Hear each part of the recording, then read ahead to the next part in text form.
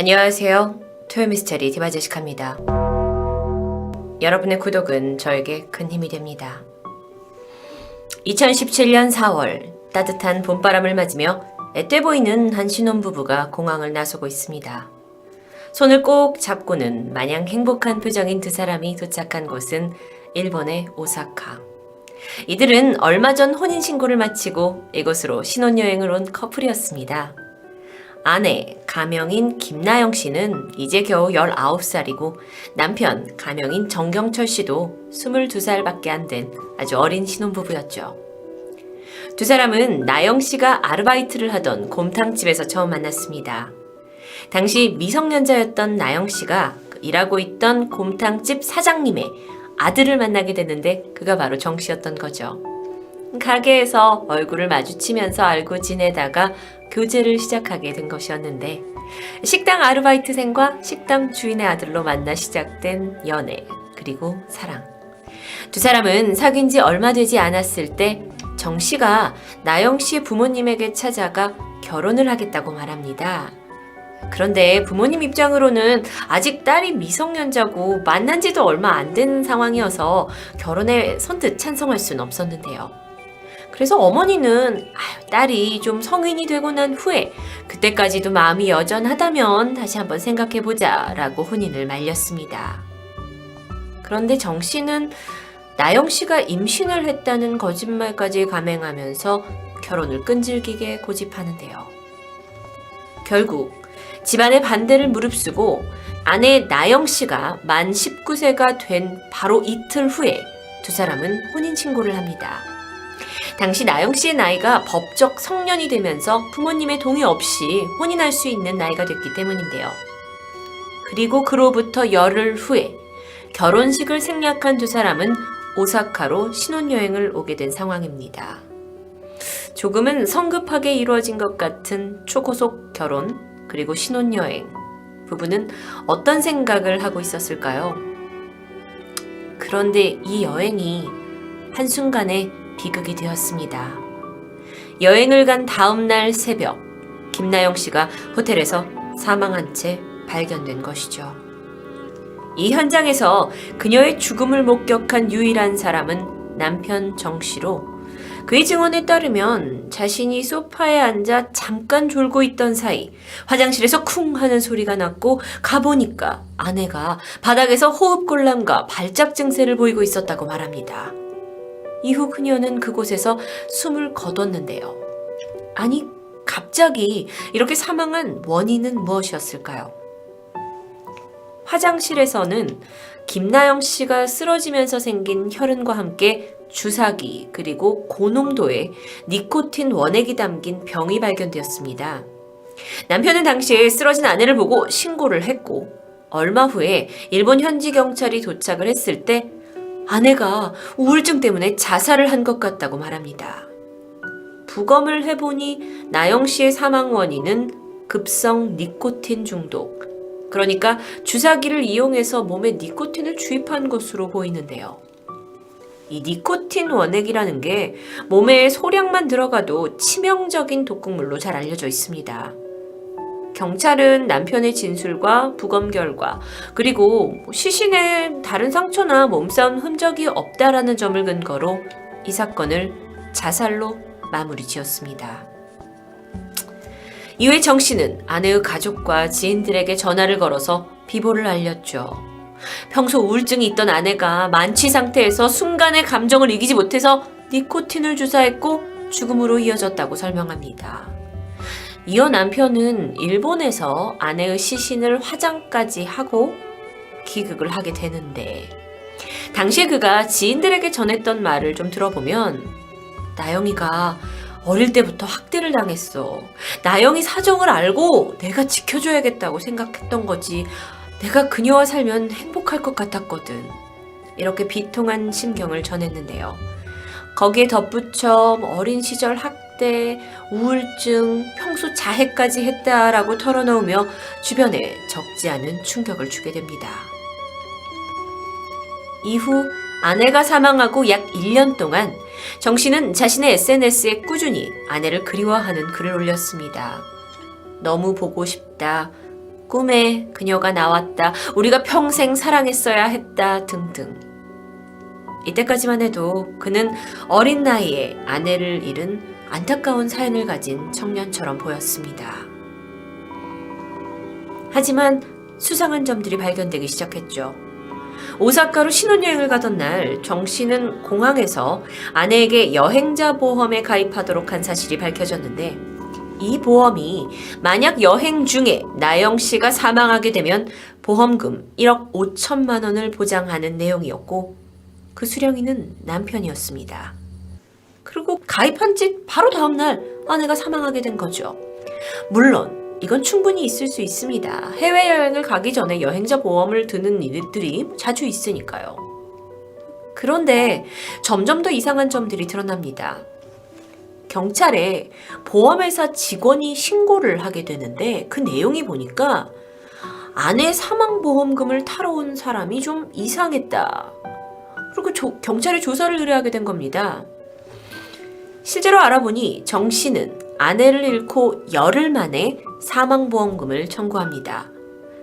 사실 사랑하는 사람을 잃은 그 사람이 이렇게 빨리 보험금을 타려고 하는 것은 분명 의아한 부분이 있고, 또 게다가 그의 그 목소리에서도 슬픔이 전혀 느껴지지 않았기 때문에 직원이 신고를 하게 된 것이었는데요.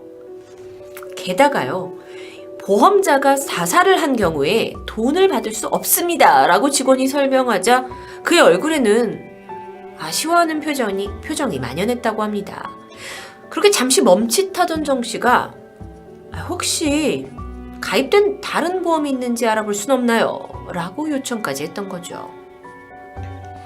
이 신고를 접수받은 경찰은 조사에 착수했고, 먼저 정 씨의 말대로 나영 씨가 정말 우울증 같은 정신질환이 있었는지를 살폈습니다. 그런데 결과는 전혀 아닙니다. 오히려 나영 씨는 신혼여행 후에 취업을 하겠다 하고 이제 면접을 볼 계획까지 세우고 있었고요. 미래의 자녀 이름을 생각해서 정 씨 성을 가진 그 아이의 이름을 검색한 흔적까지 발견됩니다. 나영 씨의 가족 또한 딸이 우울증 증후가 전혀 없던 아주 명랑한 아이라고 말하는데요. 그런데 가족들이 사실 딸의 비보를 남편으로부터 들었을 때 좀 이상했다고 말합니다.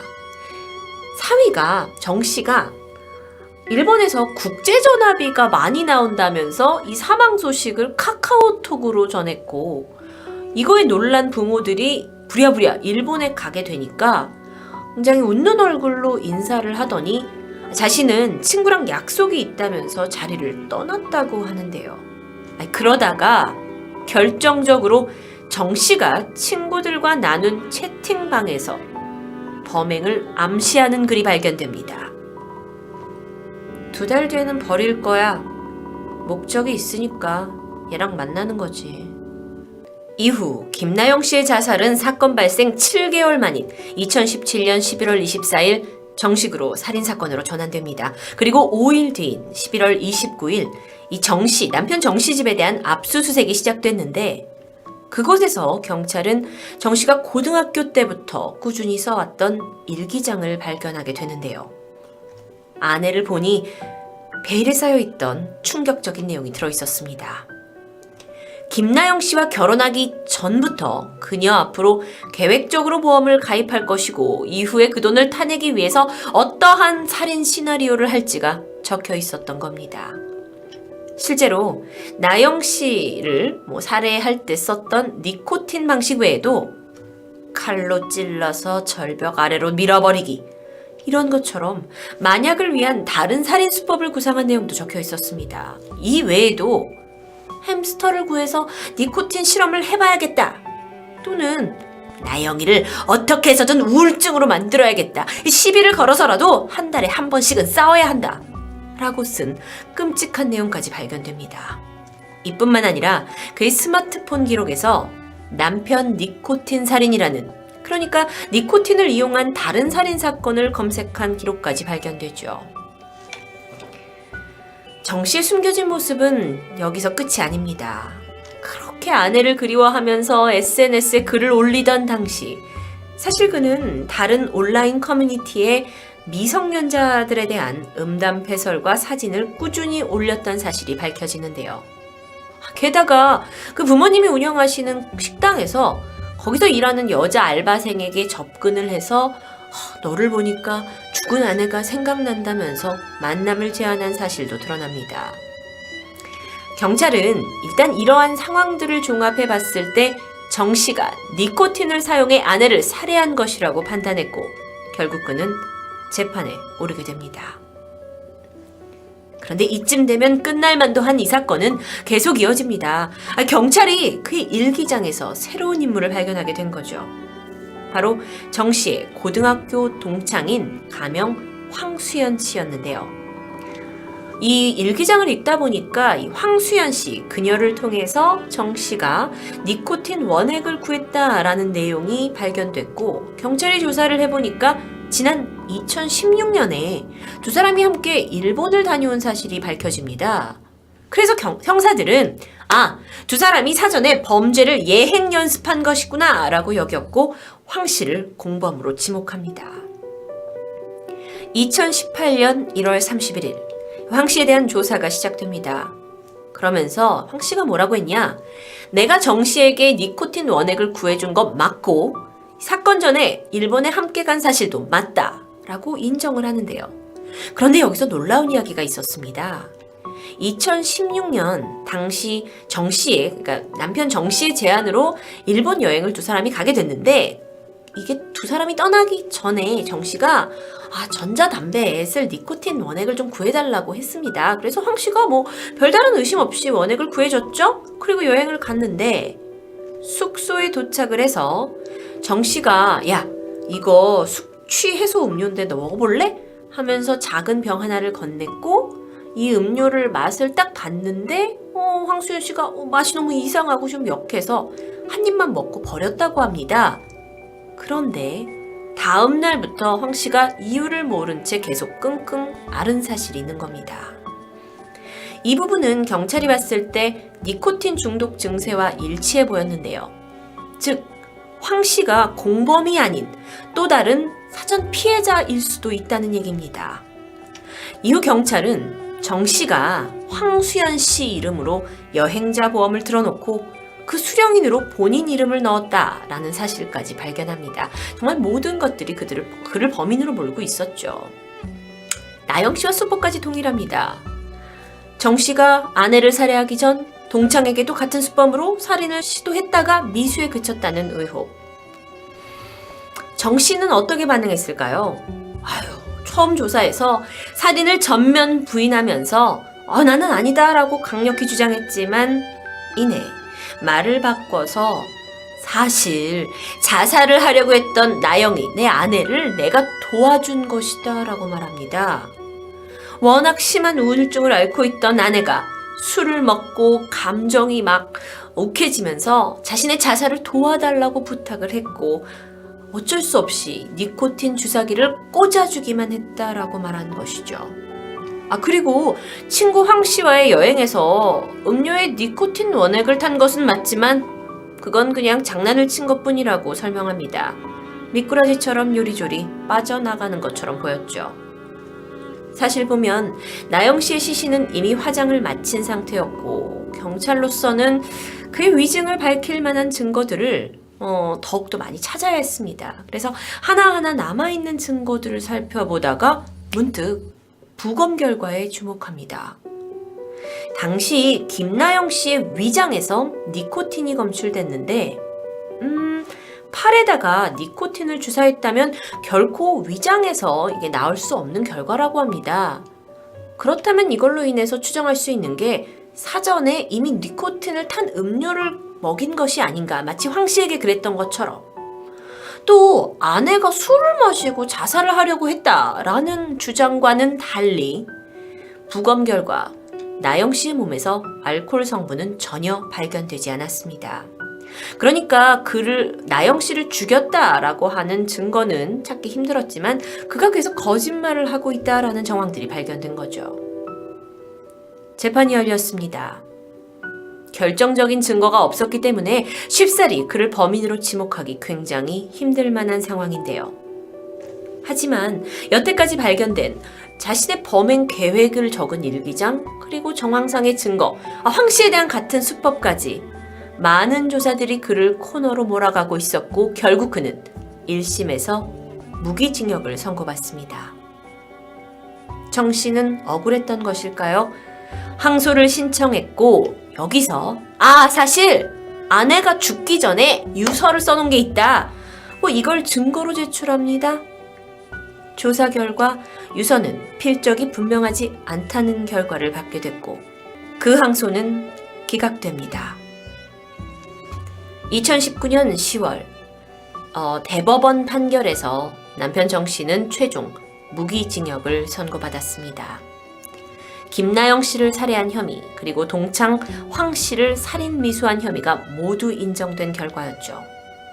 재판부는 정 씨가 아내를 잔인하게 살해한 것도 부족해 모든 혐의를 부인한 모습을 보여서 죄질이 아주 나쁘다고 판단했습니다. 드디어 죗값을 치르게 된 정 씨. 그런데 그가 남긴 말이 화제가 되었습니다. 그가 조사 중에 형사님, 제 버킷리스트 중에 하나가 경찰서에서 밤샘 조사를 받는 거예요. 저 밤새도록 조사 좀 해주세요. 이 말은 실제로 정 씨가 형사에게 했던 말입니다. 그는 사랑하는 아내를 잃은 사람이라고 보이지 않을 정도로 담담했고 조사 중에도 슬픔이나 분노의 감정을 거의 드러내지 않았다고 전해지는데요. 또한 이어진 정 씨의 사이코패스 검사 결과는 40점 만점에 26점. 일명 어금니 아빠라고 알려진 이영학보다 1점이 더 높은 수치라고 합니다. 만약에 이 사건이 증거 불충분으로 정 씨가 풀려났다면 어쩌면 우리는 또 다른 살인을 묵인한 결과였을 수도 있습니다. 무기징역이 선고된 정 씨는 과연 지금 감옥에서 진정으로 자신의 죄를 속죄하며 반성하고 있을까요? 토요미스테리 디바제시카였습니다. 안녕하세요. 토요미스테리 디바제시카입니다. 2012년 3월 9일 전북 부안군 한 모텔로 신고를 받은 경찰과 구급대가 도착합니다. 이미 모텔에서 현장을 본 주인이 반쯤 정신이 나가 있었죠. 경찰은 문제의 501호 문을 열고 들어갔고 안에는 참담한 광경이 펼쳐져 있었는데요. 7살 된 어린 여자아이가 침대에 반듯하게 누운 채 사망한 상황입니다. 그런데 이것만이 다가 아니에요. 이 모텔 욕실에서는 또 다른 10살 여자아이가 욕조 안에서 익사한 채 발견됩니다. 두 아이들은 친자매였죠.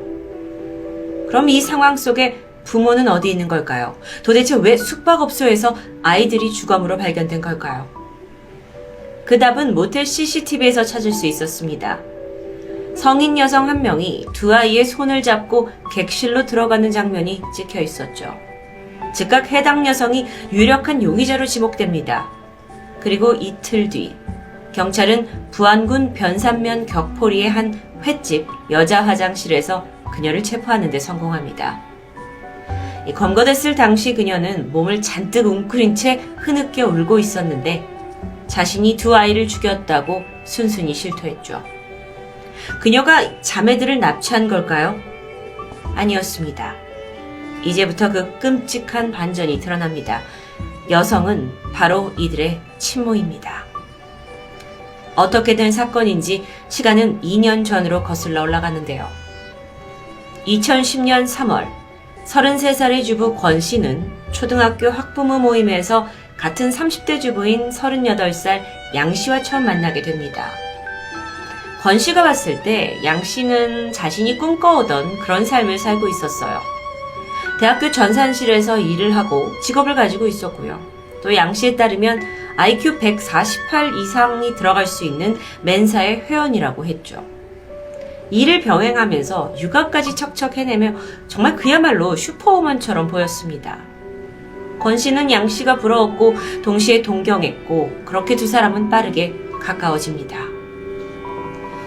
그런데 당시에 권 씨를 가장 괴롭히고 있던 큰 고민은 바로 넉넉지 못한 형편입니다. 남편의 월급이 150만 원 정도였는데 두 아이를 키우기에는 빠듯했죠. 그렇다 보니 부부관계 역시 좋은 편은 아니었습니다. 권 씨는 이런 상황을 친하게 지내던 양 씨에게 어느 날 털어놓게 되는데 이때 양 씨가 한 가지 제안을 합니다. 그건 바로 자신이 믿고 있는 종교단체에 가입을 해보라는 것이었어요. 그 종교의 이름은 기계교. 기계교 교리에 따르면 사람의 인생은 다 시스템에 의해서 좌우된다고 설명합니다. 고도로 정밀화된 어떤 시스템이 인간의 행동에 대해서 이렇게 해라 저렇게 해라 하며 지시를 내릴 텐데 그 지시를 잘만 따르면 인생이 술술 풀린다는 교리였죠. 양 씨는 자신이 이렇게 풍족하게 잘 살고 있는 것은 모두 기계교 시스템의 도움을 받았기 때문이라고 말합니다. 야, 너도 나처럼 잘 살게 될 거야. 기계교에 가입하면 취업도 보장될 거고 부부관계도 좋아진다? 아니, 이게 객관적으로 도저히 믿기 어려운 이상한 종교인데요. 하지만 당시의 권 씨는 전적으로 양 씨를 의지하고 있었고 마침내 기계교에 가입을 마음먹습니다. 그렇게 거기에 발을 들여놓는 순간 양 씨가 뭐라고 하냐면 이제부터는 모든 삶을 시스템의 지시에 따라서만 그 통제에 의해서 움직여야 한다고 말했죠. 그리고 그 지시는 양 씨의 휴대폰을 통해서 권 씨에게 전달됩니다. 좀 이상한데요. 이때 양 씨가 말하길 내 번호로 지시가 내려졌다 한들 내가 보낸 게 아니다. 이건 우리 기계교의 시스템이 보내는 거다. 라면서 아주 단호했습니다. 그리고 이어서 기다리던 게 있었죠. 바로 가입비. 양 씨는 가입비 명목으로 1,000만 원을 요구합니다. 굉장한 거금인데요. 워낙 절박했던 권 씨는 무리를 해서 겨우 이 돈을 마련했고 양 씨에게 지불하게 됩니다. 얼마 후엔 자신의 인생도 양 씨처럼 잘 풀릴 거라는 강한 믿음 때문이었습니다. 이후 권 씨에게는 문자로 여러 가지 지시가 내려왔습니다. 처음에는 아주 간단한 것들이었어요. 집안 빨래를 해라, 설거지를 해라, 일상 속에 늘 그녀가 해왔던 일들이었죠. 그런데 시간이 지날수록 이 지시의 내용이 좀 이상하게 흘러가기 시작합니다. 청소를 한동안 하지 말아라. 특정한 옷만 입어라. 속옷을 차용하지 말아라. 요일별로 정해진 색의 팬티를 입어라 등등. 도무지 의미를 알 수 없었고 권 씨조차 이게 인생에 도대체 무슨 도움이 될 거냐라고 의심하기 시작했지만 그럴 때마다 양 씨는 강하게 설득했습니다. 조금만 참으면 돼. 다 잘 될 거야. 그냥 하라는 대로 하면 돼. 그럼 너도 나처럼 잘 될 수 있어. 이렇게 양 씨의 응원을 받고 나면 권 씨는 다시 의심을 없앴고 시스템 지시를 착실히 이행합니다.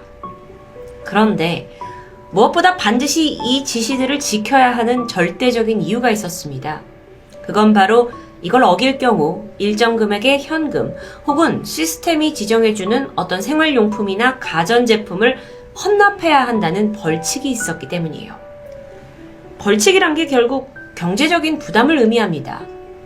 벌금과 물품의 가격이 올라갈수록 권 씨의 부담은 커져갔어요. 그러니까 권 씨는 이 지시를 절대 어기지 말아야 한다는 어떤 강박에 사로잡히게 되죠. 그런데 그쯤에서 이 지시의 실행 대상이 권 씨가 아닌 그녀의 자녀들로 옮겨가기 시작합니다. 예를 들어서 아이들이 밥을 25분 안에 다 먹게 해라. 일주일 동안 아이들을 씻기지 말아라. 아이들 옷을 갈아입히지 말아라. 반드시 아이들이 잠을 앉아서 자게 해라. 아니, 이게 상식적으로 도저히 이해가 되지 않는데요. 이건 엄연한 아동학대에 해당합니다. 그럼 권 씨는 이걸 어떻게 받아들였을까요? 그녀는 기계교에 대한 절대적인 믿음이 있었습니다. 아무리 힘들더라도 이것들만 잘 지키면 인생이 잘 풀릴 거라는 신념에 사로잡혀 있었던 겁니다.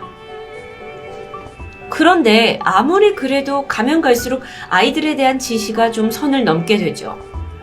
아이들을 데리고 밖에 나가 노숙을 해라. 아이들한테 뜨겁고 매운 걸 먹이고는 먹지 못하면 300대를 때려라. 밥을 주지 말고 수돗물만 먹여라. 아니 이건 아무리 사입이라고 하더라도 너무한데요. 그런데 권 씨는 이걸 했습니다. 한겨울에 아이들을 데리고 나가서 20일 정도 노숙을 했고요. 아이들이 아무리 배고파 한들 수돗물밖에 주지 않았죠. 이후 아이들의 몸은 점점 눈에 띄게 망가져갔습니다. 당시 7살이던 작은 딸은 유치원 선생님이 직접 와서 아이의 발육 상태가 상당히 걱정된다 라고 말했을 정도로 심각해요. 그런데요. 아니 이런 상황을 남편이나 다른 가족들은 전혀 눈치채지 못했던 걸까요? 권 씨의 두 아이들은 엄마에게 학대를 받는다는 사실을 그 누구에게도 말하지 않았다고 합니다. 왜냐하면 이것 또한 시스템의 지시 중 하나였기 때문이에요. 엄마가 아이들한테 넌 이걸 절대 밖에 말하면 안 된다라고 세뇌시켰고 이걸 어길 시에는 아이들에게 손찌검도 마다하지 않았죠. 그렇게 권 씨가 이 기계교육의 참혹한 굴레에 빠진 지 무려 1년 6개월이라는 긴 시간이 흘렀습니다. 그렇게 최대한 지시를 지키려고 노력했지만 그럼에도 불구하고 계속적으로 오는 이 기이한 요구에 권 씨는 상당한 돈을 계속 환납해야 했습니다. 그게 모이고 모이더니 어느새 6천만 원의 사채비까지 지게 되죠. 아니 인생이 잘 풀릴 거라는 믿음으로 시작한 건데 오히려 빚더미에 앉게 된 겁니다. 그러던 2012년 3월 엄마 권 씨는 돌연 두 아이들을 데리고 전라북도 부안군의 격포로 여행을 떠나게 됩니다.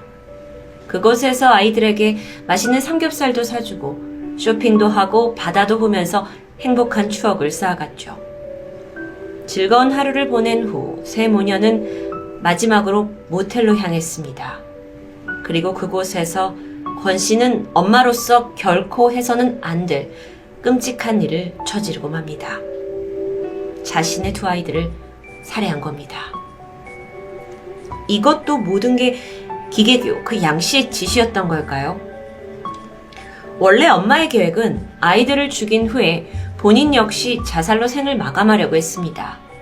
하지만 아이러니하게도 막상 그 순간이 오자 권 씨는 죽음이 두려워졌고 결국 현장에 아이들만 남겨둔 채 혼자 도주한 겁니다.